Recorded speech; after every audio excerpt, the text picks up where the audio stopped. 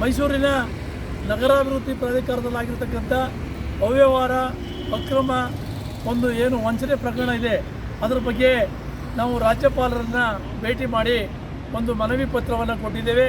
ಈಗಾಗಲೇ 4-5 ಸಾವಿರ ಕೋಟಿ ರೂಪಾಯಿ ಬೆಲೆ ಬಾಳುವ ಒಂದು ನಿವೇಶನಗಳನ್ನು ಅಧಿಕಾರದಲ್ಲಿರ್ತಕ್ಕಂಥವರು, ಕೆಲವರು ಮಾಜಿಗಳಾಗಿರ್ತಕ್ಕಂಥವರು, ಈ ಒಂದು ಪ್ರಭಾವಿ ಮುಖಂಡರುಗಳು ಇದರಲ್ಲಿ ಕೈವಾಡ ಇರತಕ್ಕಂಥ ಕಾರಣದಿಂದ, ಇದರಲ್ಲಿ ಅವರೇ ಆರೋಪಿಗಳಾಗಿರ್ತಕ್ಕಂಥ ಕಾರಣದಿಂದ ಇದನ್ನು ಉನ್ನತ ಮಟ್ಟದ ಹೈಕೋರ್ಟಿನ ನ್ಯಾಯಾಧೀಶರ ಸಮ್ಮುಖದಲ್ಲಿ ತನಿಖೆ ಮಾಡಿಸಬೇಕು ಅನ್ನುವಂಥ ಒತ್ತಾಯವನ್ನು ತಂದಿದ್ದೇವೆ.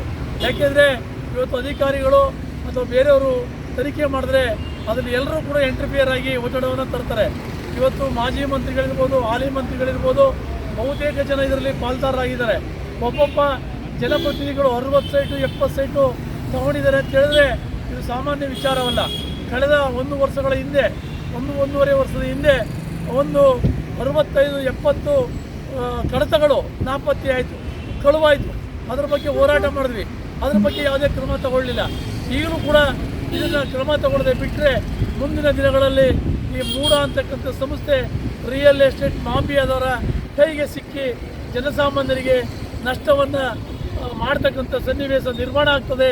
ಜನಸಾಮಾನ್ಯರಿಗೆ ಸಿಗಬೇಕಾದಂಥ ಸವಲತ್ತುಗಳು ದೂರ ಆಗ್ತದೆ ಅನ್ನುವಂಥ ಕಾರಣದಿಂದ ಇವತ್ತು ನಾವೆಲ್ಲ ಮುಖಂಡರುಗಳು ರಾಜ್ಯಪಾಲರನ್ನು ಭೇಟಿ ಮಾಡಿ ಉನ್ನತ ಮಟ್ಟದ ರಾಜ್ಯ ಮಟ್ಟದ ಏನೋ ಒಂದು ಹೈಕೋರ್ಟಿನ ಉಚ್ಚ ನ್ಯಾಯಾಧೀಶರ ಸಮ್ಮುಖದಲ್ಲಿ ಈ ಒಂದು ತನಿಖೆಯನ್ನು ಮಾಡಬೇಕು ಅನ್ನುವಂಥ ಒತ್ತಾಯವನ್ನು ತಂದಿದ್ದೇವೆ.